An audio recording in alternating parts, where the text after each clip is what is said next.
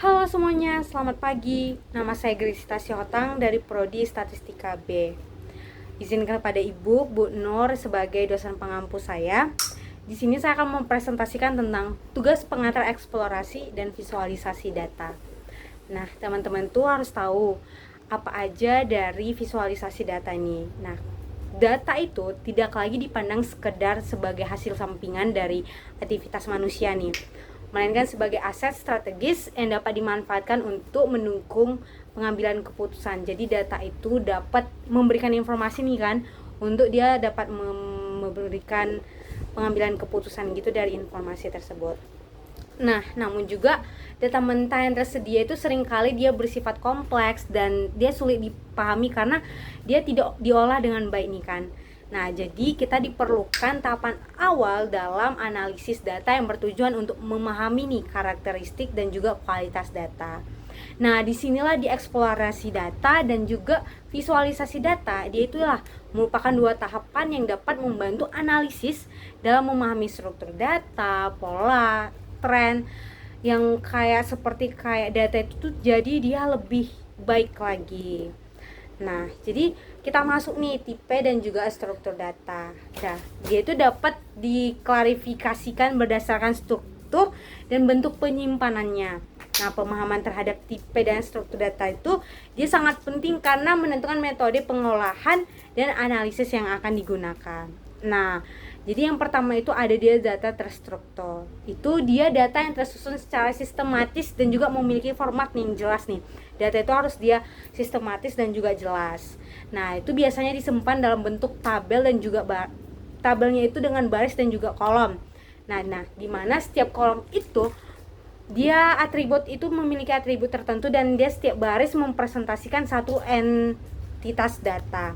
Nah, karena strukturnya udah jelas, jadi dia mudah diolah dan juga dia dapat digunakan oleh perangkat lunak dan juga dia dapat digunakan sistem manajemen basis data. Nah, data terstruktur ini dia bisa digunakan dalam organisasi dan juga instansi karena dia juga udah terstruktur nih kan. Nah, dia itu bisa digunakan seperti kayak di akademik mahasiswa, transaksi penjualan, dan juga data keuangan dan yang lainnya gitu. Nah, itulah keunggulan dari data terstruktur ini, dia bisa digunakan kemana aja. Nah, yang kedua itu ada data tidak terstruktur. Kalau ada yang terstruktur, berarti ada yang tidak terstruktur. Nah, kalau data terstruktur itu kan dia memiliki format baku dan juga skema yang jelas. Nah, kalau di tidak terstruktur ini dia itu bebas. Bebasnya itu kayak teks bebas, gambar, audio, video, atau kombinasinya itu dari berbagai format. Nah, sebagian besar data yang dihasilkan itu dia seperti data dari media sosial dan juga internet. Pokoknya dia kayak informasi tapi dia tidak terstruktur, makanya memiliki gambar juga, pola dan lainnya. Nah, analisis tidak terstruktur itu memiliki teknik khusus seperti pengolahan bahasa alami. Nah, di analisis data tidak terstruktur itu dia memiliki teknik khusus. Nah, dia ada pengolahan bahasa alami atau natural language, itu analisis sentimen dan juga pengolahan citra. Nah, dia data tidak terstruktur ini lebih kompleks gitu untuk dianalisis karena dia tidak terstruktur, jadi dia harus lebih kompleks lagi. Dan juga potensi dari data tidak terstruktur ini tuh dia tuh lebih mencerminkan opini atau perilaku dan juga interaksi manusia lebih nyata. Nah, juga ada pengertian dan juga manfaat dari visualisasi data. Nah, visualisasi data itu dia proses penyajian dalam bentuk visual seperti kayak dari grafik, diagram, peta, dengan kayak tujuannya itu untuk memudahkan nih pemahaman tentang informasi yang terkandung di dalam data tersebut. Nah, visualisasi itu membantu manusia mengenali pola, tren, dan juga hubungannya nih kan. Jadi manfaatnya itu pertama, kita itu makin dipermudah dalam pemahaman data yang kompleks itu. Yang kedua itu kita mampu mengidentifikasi pola dan juga tren. Dan yang ketiga itu dia lebih cepat nih, lebih tepat juga dalam mengambil sebuah keputusan. Dan dia meningkatkan efektivitas komunikasi hasil dari analisis data tersebut. Nah, kita bahas yang ketiga itu tentang hubungan teknik eksplorasi dan juga visualisasi data nih dalam analisis data.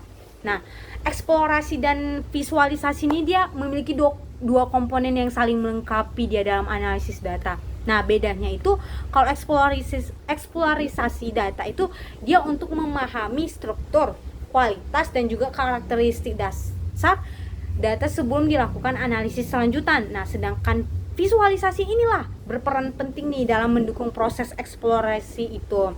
Dia itu ada berbagai teknik visualisasi seperti kayak histogram, box plot, diagram, scatter plot ataupun juga diagram batang bulat atau apa segala macam. Nah, ini adalah yang digunakan untuk menyajikan data secara grafis sehingga pola dan tren itu dapat dikenali lebih efisien. Nah, tanpa visualisasi, proses eksplorasi data itu akan menjadi lebih sulit dan juga memakan waktu. Jadi ini eksplorasi data ini tuh dibuat itu misalnya kayak bahan mentahnya itu kan. Jadi visualisasi data itulah dia yang lebih menjelaskan secara struktur dengan pola. Nah, selain sebagai alat eksplorasi, visualisasi data itu juga berfungsi sebagai sarana komunikasi hasil analisis. Nah, hasil eksplorasi itu tuh dia dapat disederhanakan melalui visualisasi yang informasi dan menarik. Nah, dengan demikian eksplorasi dan visualisasi ini dia sama-sama nih membentuk fondasi penting dalam keseluruhan proses analisis data, mulai dari pemahaman awal data hingga penyampaian hasil analisis kepada pengambilan keputusan. Nah, kesimpulannya berdasarkan pembahasan yang tadi saya jabarkan tuh, eksplorasi dan visualisasi itu merupakan tahapan penting, dan juga kalau dia lebih terstruktur, datanya itu lebih mudah diolah karena memiliki format yang jelas, sedangkan tidak terstruktur itu memiliki teknik khusus tapi dia memiliki informasi yang tepat juga, yang sangat besar. Nah, visualisasi data ini memiliki peran strategis dan dalam membantu analisis memahami data secara lebih efektif dan intuitif. Nah, itu saja yang dapat saya jelaskan tentang eksplorasi data dan juga visualisasi data. Mohon maaf bila ada kesalahan. Saya ucapkan terima kasih. Bye.